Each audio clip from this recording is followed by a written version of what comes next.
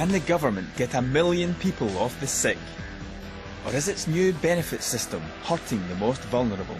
I'm worried in the sense that the people who I designed the system to work for are not actually getting into that zone at all. Targeting welfare scroungers or persecuting the genuinely ill?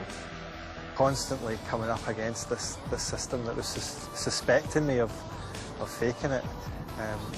It just really took its toll. Tonight we reveal the truth behind the bid to end the country's sick note culture. Tens of thousands, maybe hundreds of thousands of incorrect decisions that are made.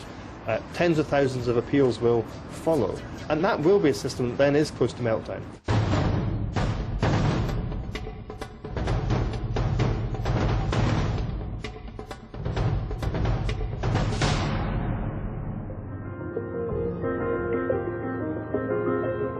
Last year, benefits cheats cost the UK taxpayer almost £1 billion. The football referee has been jailed for 8 months for falsely claiming more than £17,000 in benefits on the basis he could hardly walk.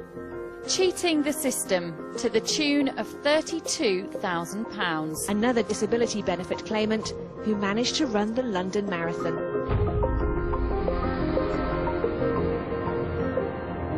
In 2008, with 2.5 million people on the sick, the Labour government launched a radical scheme to cut Britain's crippling benefits bill.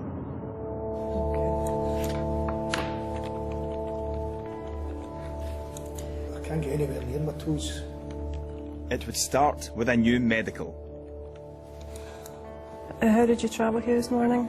I came here on the bus. Incapacity benefit was scrapped, replaced by Employment and Support Allowance, or ESA.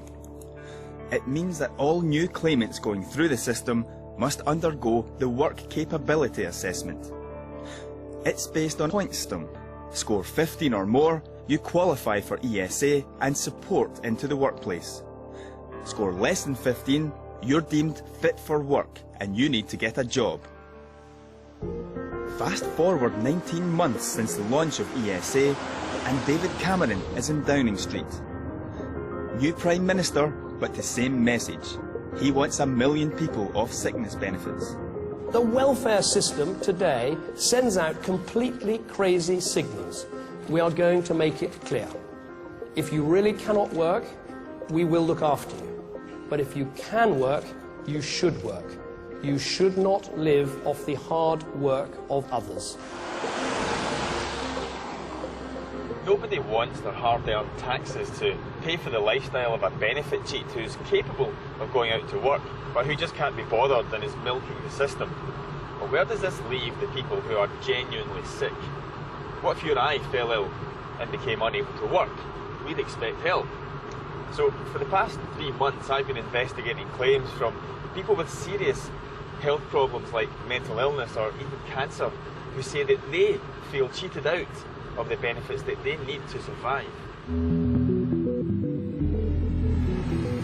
My first stop is Edinburgh to meet David McNeish. He'd been a successful political lobbyist. David McNeish, what exactly has changed in the past couple of years? Well, what we've found in the research that we've done is that there's been an explosion. Growing up, David was fit and loved the outdoors. He was a high achiever, gaining a degree in medicine before moving into politics. But last year, his life began to crumble under the strain. A bout of depression escalated to the point where he found he could not carry on with work. But it was kind of like a car crash, to be honest. It just came out of the blue. It was a real shock for the whole family, it took us an awful long time to get over the shock of what had happened. For me, going from being, a very capable, very competent person to suddenly, seeing things that weren't there, hearing voices, not really being able to function properly at all, and needing a lot of care and support and reassurance.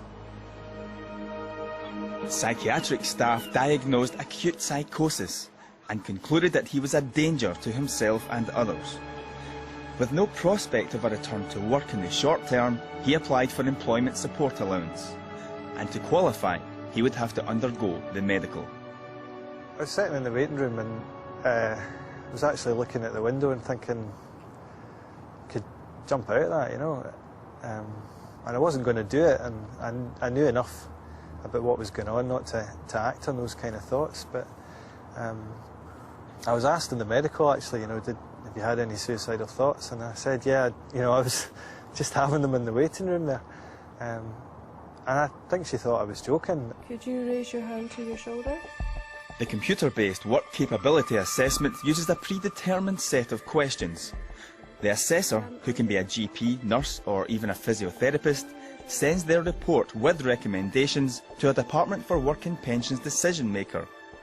And after providing medical evidence of his serious mental health problems, David was sure he would have scored well over 15 points, the minimum required to qualify for ESA. It was a real shock when we got the letter through to say that I'd been assessed as fit to work.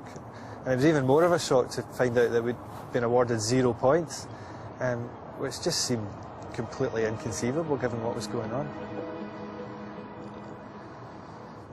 I've been working all my life. I've never not been working.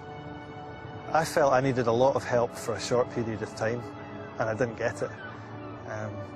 And what I did get, I had to fight for.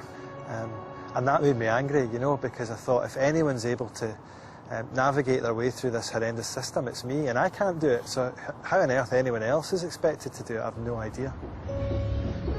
David McNeish never thought that anyone would call him a benefits cheat, but that's how he says he was made to feel. He believes the work capability assessment was stacked against him, and it seems he's not the only one.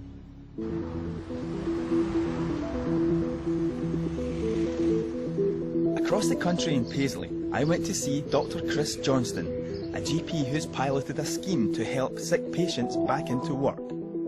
He supports the principle of ESA, but has serious concerns about the medical. The problem appears to be that patients reporting back to me that the medicals don't appear to be thorough. They don't appear to cover the areas that the patients want to talk about, often mental health problems, and that lots of people who I would have thought are quite clearly unfit for work or possibly suitable for sort of further training are just being deemed fit for work, and that's causing a lot of problems, a lot of extra work, a lot of stress and anxiety among these patients, a vulnerable group of patients. And can you rotate your wrist, please? I don't get the impression that it's an open interview, an examination where you can explore all areas. I think it is quite defined. And of course that's limiting. And, patients, medical illnesses don't often fall neatly into little boxes.